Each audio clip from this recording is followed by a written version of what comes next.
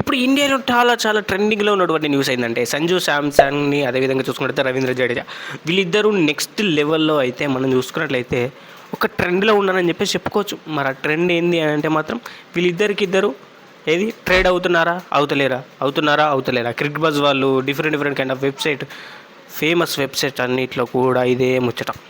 Trade అవుతున్నారు అని చెప్పేసి అందులో ఇంతవరకు నిజం అనేది లేదు. ఒకవేళ కనుక ట్రేడ్ చేస్తే బిగ్గెస్ట్ ట్రేడ్ అయ్యేందుకు అవకాశం అనేది ఉంటుంది, కానీ మ్యాక్సిమం చేయకపోవచ్చు. ఎందుకు అంటున్నాడంటే మాత్రం సిఎస్కే అంత మంచి బాండింగ్ ఉన్నటువంటి ప్లేయర్ని విడిచిపెట్టుకుంటుందా? ఒక్కసారి ఆలోచించండి.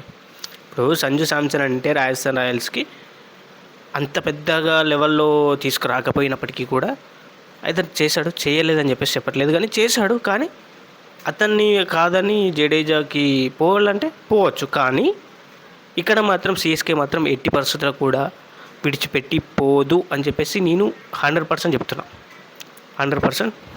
పోదు అది. ఓకే, చూద్దాం ఏమవుతుందని అని చెప్పేసి.